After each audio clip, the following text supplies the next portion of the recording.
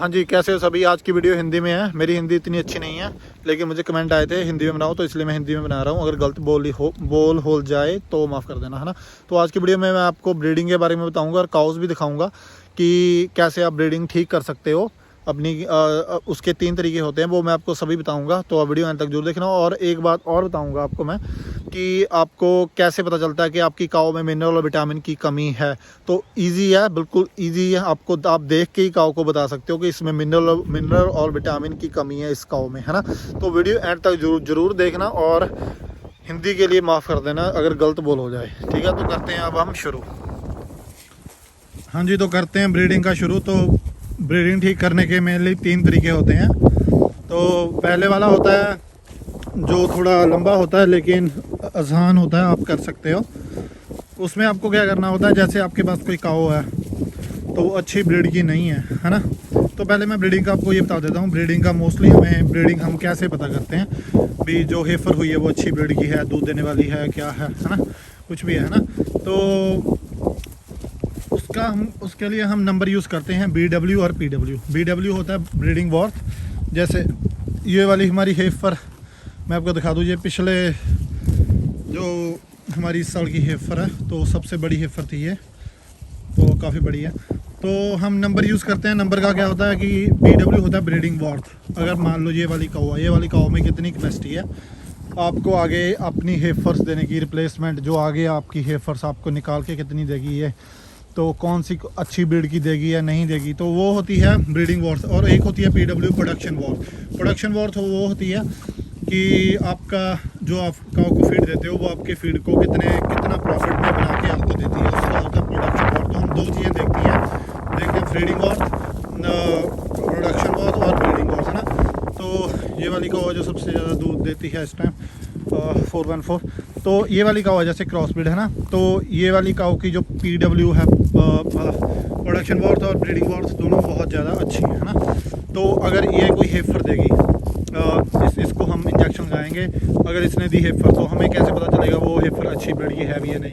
वो हमें पता चलेगा सीमन से। जो हम सीमन यूज़ करेंगे तो उस बुल का रिकॉर्ड क्या होगा, पुराना रिकॉर्ड बुल का क्या, जो उस बुल से पुरानी हेफर्स हुई हैं कोई और किसी और काउस की हेफर्स जो दी हैं उस बुल के थ्रू, जिसका वो फादर है जिनका, तो उनके रिकॉर्ड से हमें पता चलता है कि उसके रिकॉर्ड से हमें पता चल जाए ये बुल अच्छा है।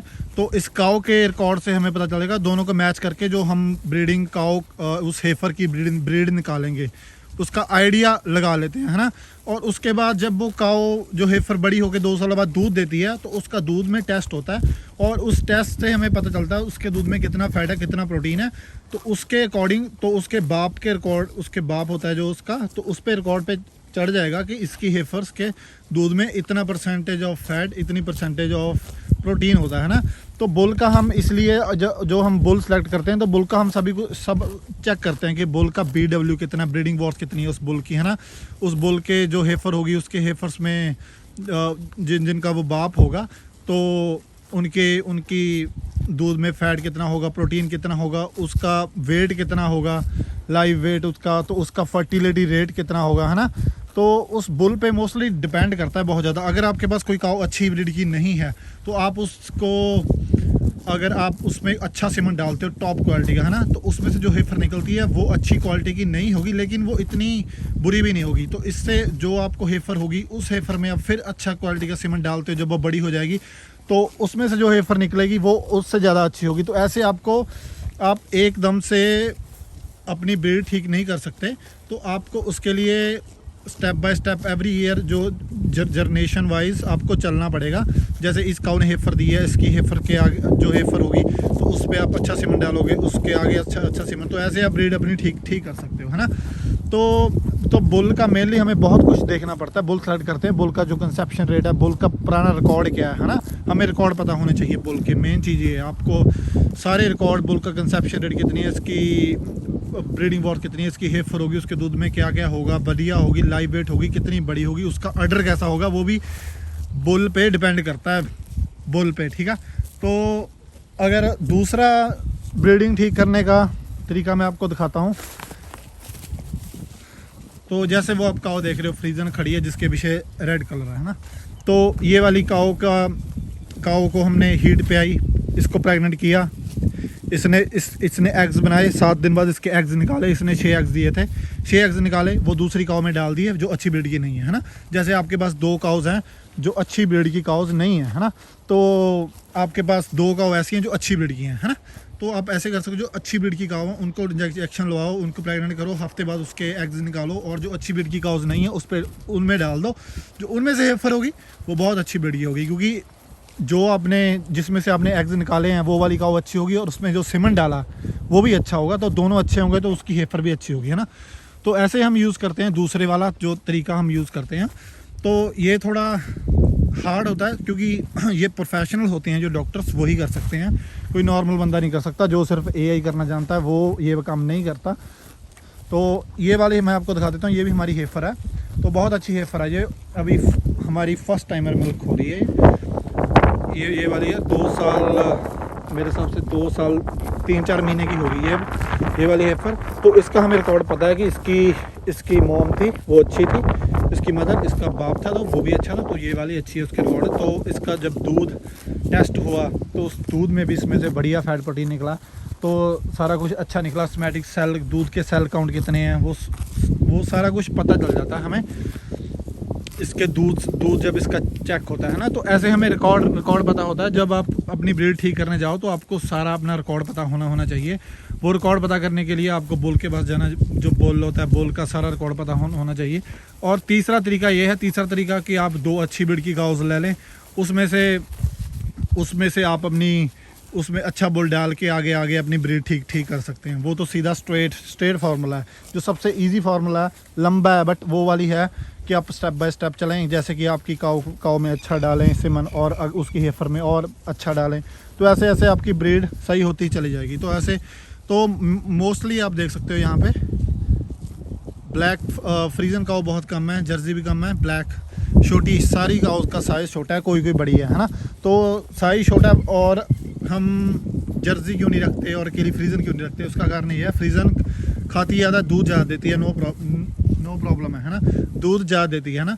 तो बट उसके दूध में फैट प्रोटीन कम होता है और वो खाती भी ज़्यादा है ना। तो जर्सी दूध कम देती है, छोटी होती है, उसके दूध में फैट प्रोटीन ज़्यादा होता है ना।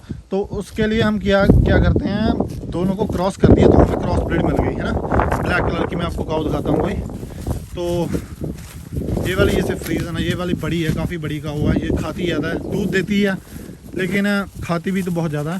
तो ये वो वाली आप देख रहे हो उसके पीछे ब्लैक कलर की, ये है क्रॉस ब्रीड, छोटी है, खाती है, मतलब ठीक खाती है, और इसके दूध में फैट भी ज़्यादा, प्रोटीन भी ज़्यादा है, और ये दूध भी ज़्यादा देती है। तो ये आ गई मिडल में। तो हमें क्रॉस ब्रीड की काऊ हमें ज़्यादा पसंद है क्योंकि छोटी होती हैं, ईजी होती हैं हैंडल करनी। तो जर्सी भी हैं हमारे पास। तो ऐसे ब्रीड को आप ठीक कर सकते हो स्टेप बाय स्टेप। आपको पूरा पता होना चाहिए आपका जो सेमन आप यूज़ करते हो। अगर आपके पास काउज अच्छी ब्रीड की नहीं है, नहीं अच्छा दूध देती, आपको उस काऊ का कुछ पता नहीं है, तो आप उसके सेमन अच्छा डाल के ट्राई कर सकते हैं। अगर आपके पास कोई अच्छी ब्रीड की काऊ नहीं है, उसमें अच्छा सीमन डाल दिया तो उसकी हेफर होगी, तो आपके 50% फिर भी चांस होता है कि आपकी वो वाली हेफर पूरी अच्छी निकली, अच्छी दूध देने वाली है ना। तो आपको स्टेप बाय स्टेप चलना पड़ता है। अगर आप सीमन सेलेक्ट करते हो तो सीमन का सारा रिकॉर्ड आपको पता होना चाहिए कि इसकी पुरानी जो उसकी बेटियां लगा लो उसकी, तो वो वाले बुल की बेटियां का क्या उसका क्या रिकॉर्ड है, अच्छी हैं, अच्छा दूध देने वाली हैं, उनका ऑर्डर कैसा है आपको पता नहीं होगा। ऑर्डर भी डिपेंड करता है बुल पे।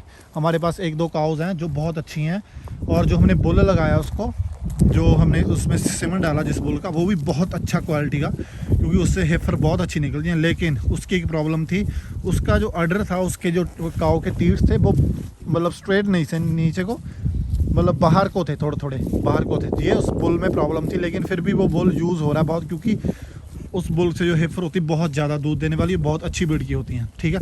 तो किसी बुल में प्रॉब्लम होती है कि काऊ के पैर नहीं ठीक होते, तो वो बुल सही होता है दूध के मामले में। तो ऐसे बहुत कुछ होता है देखने वाला। मैं आपको एक दिखाता हूँ काऊ। ये वाली हेफर है हमारी 106, ये वाली हमारी है जो 340 नंबर काऊ है हमारी, 340 नंबर काऊ जो 40 लीटर दूध देती है ना, उसकी बेटी है ये। तो ये वो हमारी टॉप की काऊ है, तो उसमें टॉप का सीमन डाला था। लेकिन ये वाली जो हुई है दूध अच्छा देती है, no doubt, first timer heifer है, तो हाइट भी बहुत अच्छी है इसकी, बड़ी है। लेकिन इसका जो टीट था, जब अभी तो ये मिल्क हुई है, मतलब अभी तो इसको काब हुए काफ़ी मंथ हो गए, अभी तो थोड़ा थोड़ा ठीक होने लगी है। जब ये सुई थी, जब इसके अडर में दूध होता है फुल, तो उसके टीट्स बाहर को हो जाते हैं, 4 के 4 टीट्स बाहर को। अभी तो थोड़ा थोड़ा ठीक हो रहे हैं। तो वो मैंने पता किया था कि ये क्यों हो रहे हैं, क्योंकि इतनी अच्छी हेफर है, इतनी अच्छी इसकी मॉम है। तो उन्होंने बताया कि जो बुल यूज़ किया था, जो इसका बाप है, वो उस बाप की प्रॉब्लम है, तो उसकी वजह से इसके टीट बाहर को हैं। तो ऐसे आपको बहुत कुछ चेक करना पड़ता है कि उसकी सिमन की रिकॉर्ड क्या है, अडर का रिकॉर्ड क्या है, जो उसकी बेटी हैं, सारा कुछ आप देख के ऐसे आप ब्रीड ठीक कर सकते हो। तो आपका कोई डॉक्टर आया तो आपको बता दिया जी बोल अच्छा लगा, तो नहीं ऐसे नहीं होता, तो आपको पता होना चाहिए सारा कुछ, है ना। तो अगर ब्रीड ठीक करनी है, या तो आप एग ट्रांसप्लांट करा लो, एग्स, है ना। तो वो थोड़ा प्रोफेशनल काम है, लेकिन ज़्यादा महंगा नहीं है, हो जाता है। आपके पास 5 काव ऐसी है जो अच्छी ब्रीड की नहीं है, 2 काव ऐसी है जो अच्छी ब्रीड की हैं। 2 काव में से एग्स निकालो, उनमें डालो, अच्छी ब्रीड अपनी ठीक करो, सीधा फार्मूला है। और तीसरे वाला तो मैंने आपको बता दिया कि अच्छी ब्रीड की काउस लो, 2 उसमें से हेफर्स निकालो अपनी, है ना। तो ये है 3। तो मैं आपको एक बात और बता दूं कि जो काउस खाती हैं, खा के बैठ जाती हैं, काउस सारी खा के बैठ जाती हैं। बैठ के जब ये मुंह अपना जो चलाती रहती हैं, है ना। जैसे मैं आपको एक काऊ दिखाता हूँ, ठीक है। तो रुकना, एक काऊ अपना मुंह अब उसने खा लिया, तो अब वो मुंह चला रही है, ये वाली आपको दिख रहा है ना। तो ये मुंह चला रही है। अगर आप इसके मुंह में देख सकते हो, बिल्कुल भी झाग नहीं है, झाग नहीं बन जाती। हम इंडिया मैंने बहुत देखी हैं काऊ के झाग बन जाती है। अगर आप देख सकते हो अगर किसी काऊ ऐसे मुंह हिला रही है, उसके झाग बन रही है, तो उसमें मैग्नीशियम की कमी है, काऊ में विटामिन मिनरल की कमी है। अगर वो हिला रही है, अपना माउथ चला रही है अपना, तो उसके झाग बन रही है, तो उसमें मैग्नीशियम की डेफिनेटली कमी है उस काऊ में, है ना। तो मैंने आपको एक आसान तरीका बता दिया। तो आप देख सकते हो, आप उसको मैग्नीशियम दो, पानी में डाल के दो, उसके जैसे ग्रास है जो भी चारा देता उसमें दो, किसी में भी दो, उस काऊ में कमी होगी। वो काऊ बहुत ज़्यादा स्लो होगी, ये होगी, है ना, सुस्त होगी। तो हमारी जो भी काऊ हमें पता चल जाता है। वैसे हमें कोई मिली नहीं है।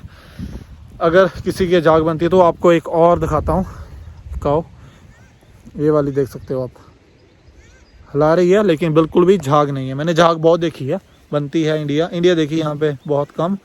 तो आप उसका विटामिन मिनरल उसको दें और काऊ अच्छा परफॉर्म करेगी, है ना। तो एक और बात, काऊ हीट पे नहीं रहती, वो काऊ बार बार हीट पे आती है, वो रिटर्न होती है, रिपीट होती है। आप इंजेक्शन लगाते हो, रिपीट होती है।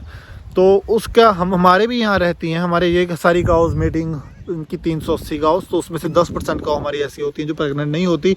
उसको 1 साल की ब्रेक देते हैं, फिर उसके बाद प्रेग्नेंट करते हैं, फिर हो जाती है। तो इसका कारण ये भी तो कि इंडिया में गर्मी बहुत है, हीट है, बहुत ज़्यादा हीट स्ट्रेस है इंडिया में। तो आप ट्राई कीजिए ठंड में करें, उसको प्लान कीजिए उस हिसाब से कि ठंड में करें उसको। और उसका मेन कारण यही होता है हीट का। अगर उसके मिनरल विटामिन सारा कुछ काऊ अच्छी है, पूरी तंदुरुस्त है, तो उसमें डेफिनेटली इंडिया, अगर आप गर्मी में कर रहे हो तो हीट की प्रॉब्लम है। अदरवाइज़ काउज होती हैं जो नहीं प्रेग्नेंट होती। तो ये वाली भी मुंह देख सकती हैं, हिला रही हैं, कोई झाग नहीं है ना। तो वीडियो देखने के लिए सारे का धन्यवाद। वीडियो लाइक जरूर कर देना। तो मिलते हैं अगली वीडियो में।